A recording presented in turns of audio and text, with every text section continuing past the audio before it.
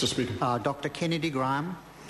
Thank you, Mr. Speaker. Let me begin by commending the Minister, Mr. Power, for his commitment to concluding the 10-year project that this is for reforming the framework governing criminal procedure in this country.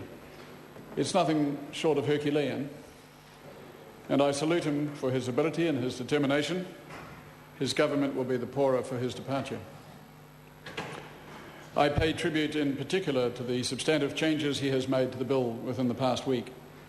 While these were made to some extent under political duress, as it were, he nonetheless has shown flexibility and courage in taking this latest initiative. It seems that most parties, which were earlier concerned with some of the provisions of the bill and disposed to oppose the bill as a result, have swung in and indicated their support. We respect their decisions. For the Green Party, we have studied the changes in the short time permitted, and we wish to be positively disposed towards the bill, yet we remain obliged to sift the changes in the context of our stated opposition to the provisions that had given us concern before. We had identified a longer list than the other parties. So let me proceed systematically through our list. But first, let me offer some broad philosophical comment, essentially in response to the broad comments by both the Minister this afternoon and Labour's Charles Chauvel. The purpose of this bill is to ensure that criminal prosecutions are conducted fairly and without unnecessary delay or stress to victims and witnesses. The bill thus seeks a balance between efficiency and fairness. Efficiency and fairness are discretely different qualities. The first is instrumental. It is a means to an end. It has to do with the operation of machinery, in this case, the judicial machinery. In terms of morality, it is neutral. History shows that humans can be efficient in doing wrong as well as right. The second is normative. It is the goal itself. It has to do with the purpose the machinery is designed to serve. In terms of morality, it is positive.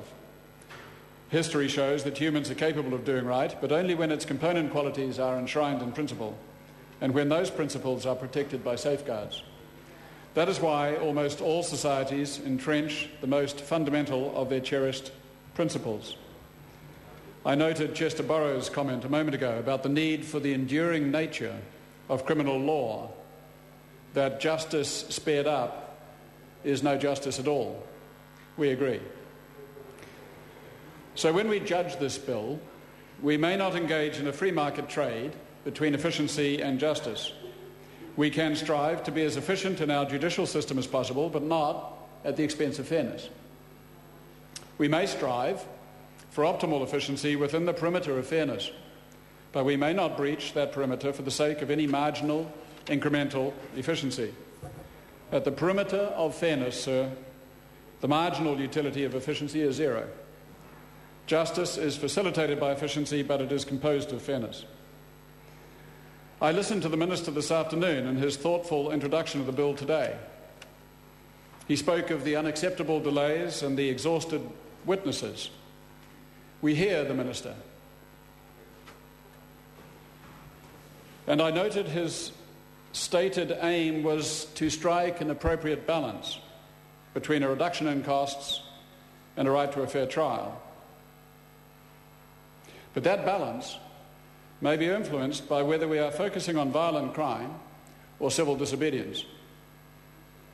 So when the government extols the merit of ensuring 43,000 fewer court events each year, 12,000 fewer jury trials, some 500 fewer cases proceeding to jury trial, the Greens respond that this greater efficiency is laudable only if the principle of fairness remains unsullied.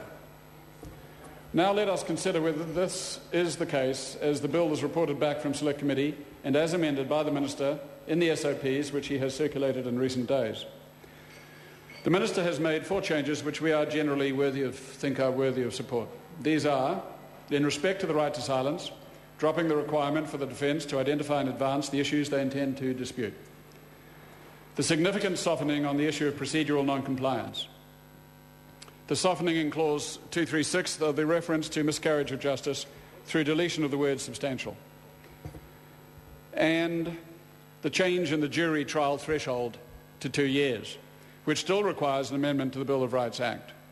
We note that there are similar jurisdictions, such as Canada, which have higher thresholds, such as 5 years, so we accept that there is nothing sacrosanct about 2 years as such. We note that while there are many offences that carry a 2-year penalty, in practice, the election of trial by jury in such cases is rare. I note that the Law Society supports a 2-year threshold. I further note that the Minister has dropped the reference to exceptional circumstances. We concur with Charles Chauvel this afternoon that the Bill of Rights Act should be entrenched. There remain 3 issues which the Minister's recent amendments have not addressed and on which we still have some concerns. First, there is the time extension for laying charges.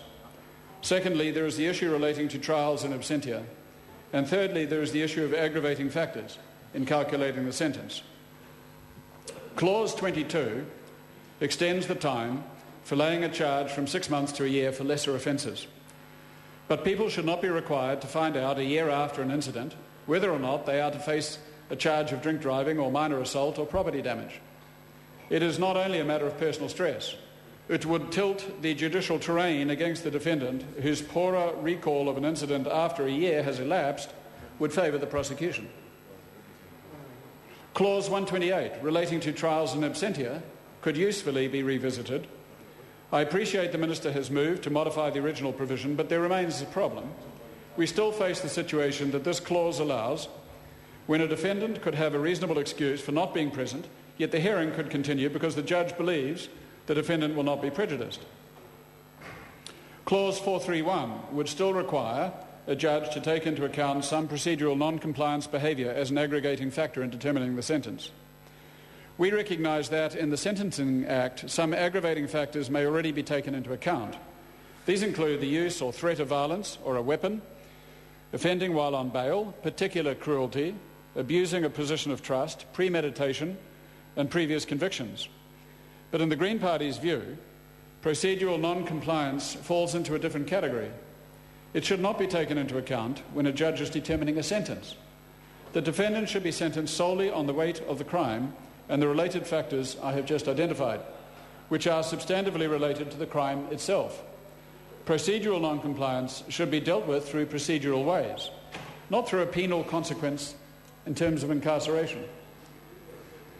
Mr. Speaker, we shall be submitting our own SOPs on these 3 issues in order to remove our last issues of concern. We still retain the hope that the government can enter amendments that would enable us to support the bill in its final stages. Ko Rahui Kātanei.